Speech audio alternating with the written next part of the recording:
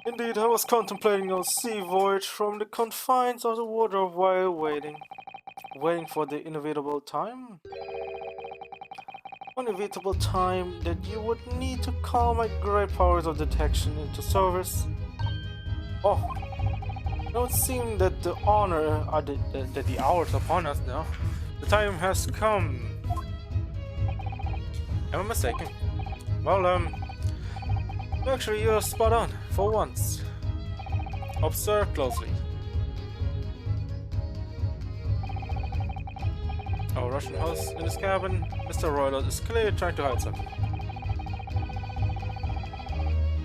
Do you know what is the most effective weapon to use against a Russian hiding a secret? Why?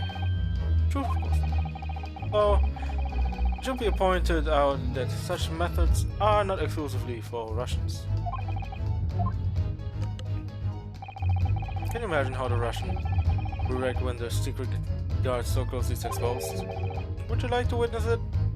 Yes, definitely I want to witness it. Oh yes, please. Well then, what are you wanted to see? May well be astound you. I want to apply my great detective's greatly admired great deduction to the case. Alright. Could this man be more a hackneyed portrayal of a dubious Russian, I asked you? What? From time to time, it occurs to me is a fellow dubious on account of his Russianness, or Russian on account of his dubiousness? I really don't think either of those things should be occurring to you or anyone. That's right. Mr. Sholmes. I know this man's beard and dark glasses are hard to ignore, especially on the first meeting, but I once read it's a capital mistake to theorize before you have all the evidence. It biases the judgment. I must have complete silence. What are you doing? Why are you peering at my face like that? Ah, just as I thought. Yes, I have quite made up my mind now. There'll be no other explanation that accommodates all the facts. Mr. Roylott, you have reached two incontrovertible conclusions. What do you mean? Number one, the true identity. Is that of a villain? With the cheers, you want to end the existence of someone's most dear. Are you not? Huh? And number two, the other conclusion I have drawn. You are, no less, in the midst of committing the most grievous crime. Beneath that beard, you must shivers with nervous tension as you realize you have been discovered. Does it not? Not of the sun. I never imagined I would witness one of Mr. Sholmes' great deduction with my own eyes. That was a great deduction. Nothing can deceive Mr. Sholmes. And she's so impressionable. Jesus. You're so easy to get right now.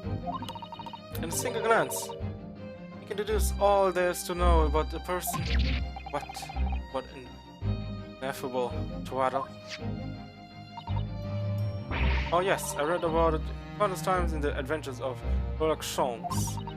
And now I experienced the astonishing impact of his great deduction firsthand.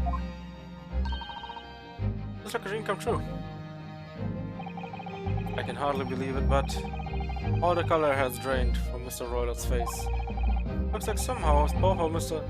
Chalm's conclusions were right, or he's just flustered and he might reveal himself on its own.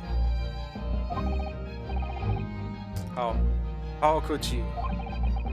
How could I possibly know such things? You wish to ask? Very well then, I shall elucidate. I shall explain how it was that arrived at this pair of conclusion.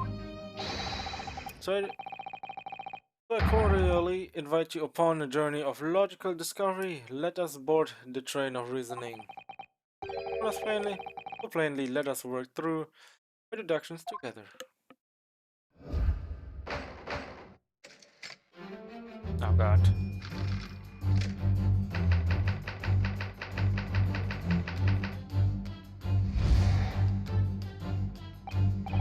So, the dubious looking Russian Mr. Roylott. Oh, I see what catches the eye in the first place. It's the enormous pair of shears in your hand. Now we ask ourselves, what could you possibly want with such an implement? An answer, of course, is staring us in the face. It's the beard. With the words of using the shears to cut away the copious beard you spored. Damn. Now moving on. Question is then begs this. Fact is this. Why would you desire to rid of yourself? The magnificent beard, Mr. Roylott? Once again, the answer is plain. You have clear evidence to shed light on the matter. Regard, if you will, this morning's newspaper, in particular the fascinating front page article.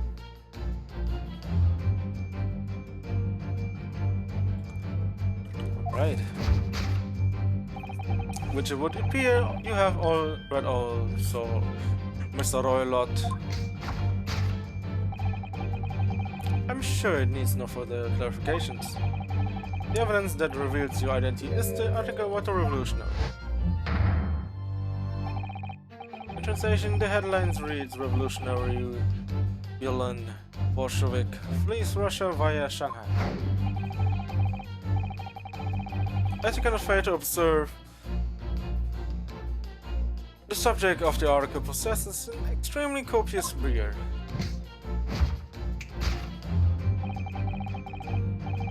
Having noted the article yourself, you decide to remove your incriminating picture before it gave you away. In short, your true identity is beyond doubt. You are the fearsome Russian revolutionary himself, villain Bolshevik. Not that I've heard of you myself, but you understand. Okay. I mean, that's something I could have seen as well. Wrongdoing. Now, as for my second conclusion, you are, at this very moment, on the brink of committing the most grievous crime. Tugging the beard. Who of this crime over there? Oh yes, Mr. Roylott. Take unawares people have the propensity to let their eyes stray where you see. And yes, and I assure you, the eye speaks so much more eloquently than the mouth. The answer we seek lies where the furtive glance falls. The proof of your crime sits before our very eyes. Yes, the traveling case. It is time, I think, that the case be opened and its content laid bare. No, I refuse. What could you possibly be concealing inside, we ask? A masturbation. A young lady, perhaps. One slight enough bit here and there. No, just don't. Don't be absurd. Now what, pray, would be the identity of this young lady in the traveling case? Dear me. We're not well suited to a life of crime, are we? A careless cove who do war betrays you. Once again, we need only follow your furtive glance to find the answer. Yes, the reason you refused to open the traveling case can equally be found in the newspaper. Oh, and there's another most stimulating article. If we turn from the fleeing revolutionary to the back page. Renowned prima ballerina of the Novovich Ballet disappears from Shanghai. That headline can lead us to but one conclusion. Oh my god, if she's in there, good. Abduction? According to the article, the young lady's name is Nikolina Pavlova. Dude, what should be true? That'd be so insane. Thus concludes Sherlock Holmes' great reduction of this Russian enigma, Elemensky.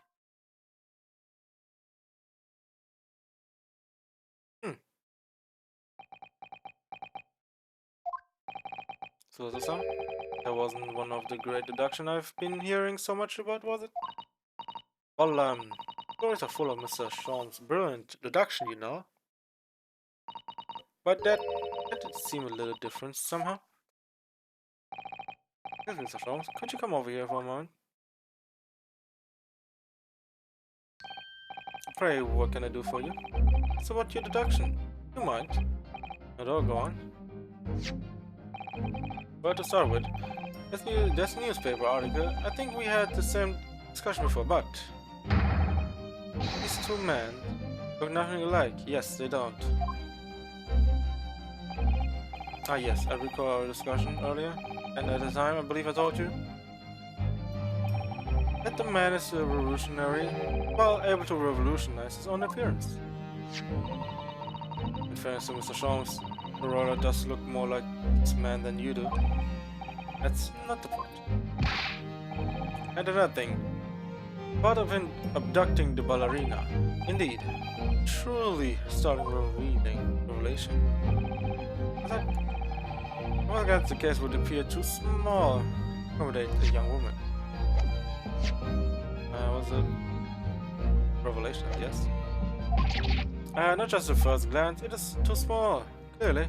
But the ballerinas are, I would say, quite, I guess, they can put themselves into small cases, I guess. You would likely fit a 5-year-old child into that case, even if you pushed really hard. Yes, I suppose the missing ballerina is a 5-year-old child, is she? You mean you don't know? The young lady's 15. No, I didn't know. How could I? Well, if she's 15, then 10 years worth of her would be walking out of the case. Some years ago, I read some pertinent, I believe. A troop of men consuming vinegar daily in order to promote certain listeners in their body. Vinegar. That's just our bunch. It would surely be simplicity itself to contort oneself into the confines of a small case. Oh dear, you might be thinking of contortionist in the circus. The Holmes. Sholmes. Oh, this whole thing's turning into a circus. Indeed it is. Turning into a whole circus. So something occurred to me about Mr. Sholmes' deduction just now. I think his powers of observation are, well, magical. His eyes cut to the heart of the matter almost instantly, yes, but it could also be pretty wrong. Just where he directs his attention and his logic, that seems a little off. Your idea of little by me, a little of itself. Mr. Sato, just one or two keywords in his deduction, it seems to let him down. I was wondering, you might perhaps tactfully switch them for alternatives. What do you think? Switch some keywords in his deduction. Yes, but very tactful. Feel sure if you could do that, you'd unlock a true genius of Mr. Sholmes' great deduction. Precisely the thought that was going through my own mind. This man is a lot of work.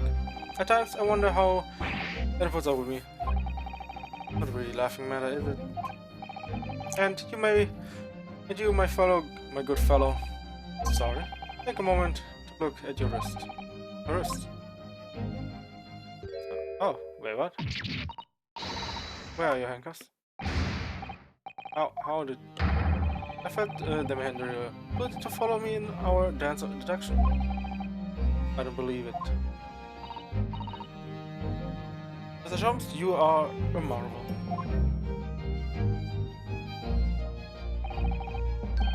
Don't worry, I shall restore the shackles to your wrist when we are finished. I'm not worried. In fact, I'd rather stay like this. So let us begin. Sherlock Holmes is proud to present logic and reasoning spectacular.